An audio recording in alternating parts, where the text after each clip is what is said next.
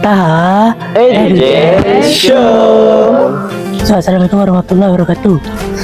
Kali ini kita membawa penampilan daripada senior daripada Taha, junior daripada Taha dan juga kepimpinan. So, tema kita hari ini ialah puasa. Wah. So, korang ready belum ni? Dah. Kau tahu nak bagi apa ni? Tahu. Tahu. So, kalau korang tahu kita bagi apa? Jom. Apakah waktu berakhirnya puasa? Waktu berakhirnya puasa, waktu terbenamnya matahari. Betul. Bella, go. Pula dah. Okey, soalan seterusnya. Apakah nama solat sunat yang hanya ada pada bulan Ramadan? Aman.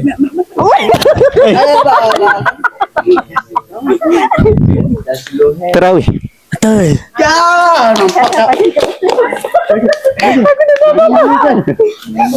Hup. Soalan seterusnya. Apakah makanan sunat yang dimakan ketika berbuka? Kurma. Betul. Okey. Tadi betul kan? Tengah-tengah. Apakah nama waktu makan sebelum subuh? Gajah. Tengok.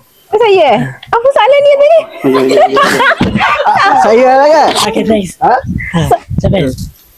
Saya jawab. Sahur. Betul. Baru satu.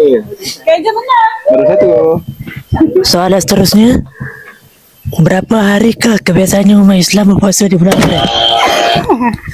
29 hari. 30? Okey, betul. Baru dua. Go Bella. Oh, tangan. Bagi je lah, Mat. No. Tak gentle tu. Okey, soalan seterusnya. Tangan. Hai. Apakah minuman yang paling asas dan afdal ketika berbuka? Siapa? Mai. Hai. Sunat. Sunat tadi apa? Paling afdal. Paling afdal, insya-Allah. Zamzam. Zam. Air manis. Air masak. Betul. Air masak.